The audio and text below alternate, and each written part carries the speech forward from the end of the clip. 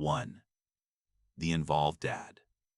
When the research firm Reach Advisors surveyed roughly 3,000 parents, Gen X fathers spent about twice as much time with their kids as baby boomer dads did, and the gap held up even when comparing dads with children the same age. That is a strange reversal. This is the generation raised with the least adult supervision in modern American memory, the so-called latchkey kids. As fathers, many of them became something close to the opposite, present, hands-on, built around family instead of built around work. Researchers behind that study noted something else: the idea of quality time, clocking in near your kids without really engaging, had basically disappeared for this generation. It stopped being about what a father could do for his children and became about what he could do with them. Some fathers in that research described restructuring entire careers around it, changing jobs, cutting hours, trading income for time at home. Even so, the culture hasn't fully caught up.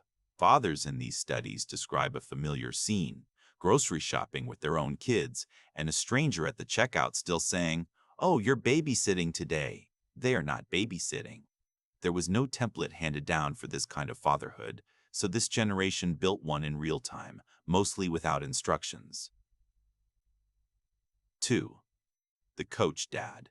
The coach dad is the most visible version of the type above the one standing on the sideline, in the team group chat, at every practice regardless of the weather. That same Reach Advisors research turned up something else. This generation ties its sense of identity to family activities more tightly than to careers, a reversal from the fathers who raised them. Coaching a kid's team fits that pattern almost perfectly. It turns spending time together and having a hobby into the same afternoon. It also runs directly against a decades-old cultural script. Sitcoms from the 1990s, the bumbling father figures in shows like The Simpsons are married. With children trained an entire audience to expect fathers to be well-meaning but incompetent at home.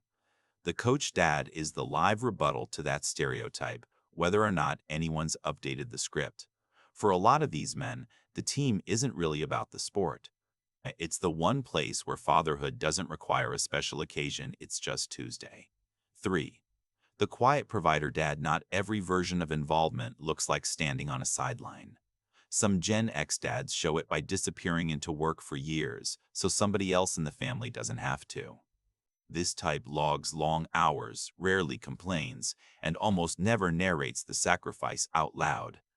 In interviews with fathers from this generation, several describe deliberately switching employers or entire industries, specifically to get more time at home, even when it costs them money or slowed down a career.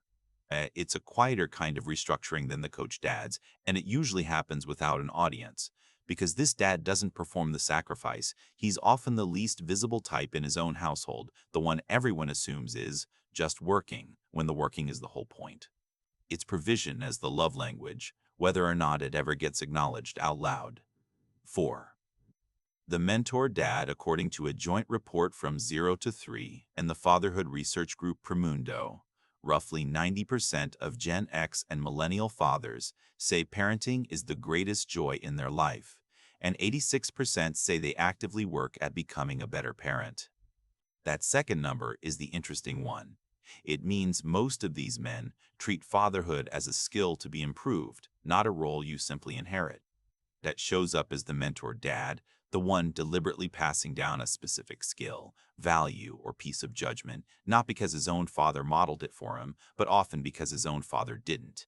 The same report found 60% of fathers wanted more information on how to parent well, and 70% said they'd use better strategies if they had access to them. The open question researchers keep circling back to: a generation with famously little parental oversight of its own somehow produced fathers, unusually motivated to actively study the job. Nobody handed them a training manual, so a lot of them went looking for one. 5. The sandwich generation. A peer-reviewed study of U.S. caregivers found that 31% of Gen X caregivers were simultaneously raising a child at home and caring for an aging parent, compared with just 6% of baby boomers at the same life stage.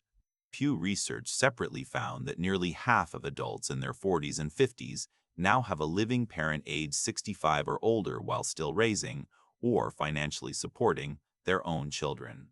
This is the dad managing two households worth of needs in the same afternoon, a kid's school pickup and a parent's doctor's appointment, sometimes both before dinner. It's less a single event than a long, repeated migration between two sets of obligations year after year. Oddly, the same research found that people in exactly this position report being just as satisfied with life overall as everyone else. The load is heavier. It doesn't seem to make them any less content. They just became the hinge between two generations, largely without anyone formally naming the job. 6. The nostalgic dad. The nostalgic dad is the loud, expressive one vocal about mixtapes, Vio says tapes, and a Walkman he still won't throw away. It traces back to a specific childhood. As many as 40% of Gen X kids were latchkey kids, home alone after school while parents finished the workday, a result of rising divorce rates and a rapid rise in working mothers through the 1970s and 80s. Left to entertain themselves in that after-school window, those kids built a very specific self-soundtrack, reruns on TV, mixtapes recorded off the radio, Vio says tapes worn out from replays. As a father, all of that resurfaces not as a costume, but as an actual reference point he reaches for constantly, whether his kids asked for it or not. The open question is why it stayed so loud. Into adulthood. One likely answer: those hours alone made the culture of that specific era do a lot of emotional heavy lifting. It wasn't just entertainment, it was the company. 7. The custody era dad. Here's the one distinguishing scar that shapes this whole generation's approach to divorce and access. In the early 1970s, only 9 U.S. states allowed for joint custody of children. Divorce rates roughly doubled between the late 1960s and early 70s, and under the custody norms of that era, a divorced father often ended up with a limited, sometimes severed relationship with his own kids. The movie Kramer vs. Kramer became the era's defining portrait of that fight. It wasn't until the mid-1980s that a push for joint custody began spreading state by state, arriving too late for a lot of Gen X's own fathers. That history is easy to misread from the outside, as if this generation of men is simply less interested in closeness after a split. The opposite tends to be true. Fathers who grew up watching that access get legally rationed are often the ones fighting hardest to make sure it never happens to their own kids, showing up in family court, negotiating for equal time, treating shared custody less as compromise and more as something owed. 8.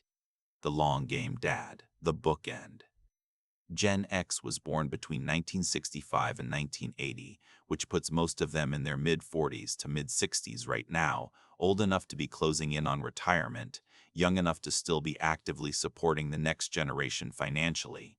Pew Research found that 48% of adults in their 40s and 50s gave financial support to at least one grown child in the past year, and 27% were that child's primary means of support.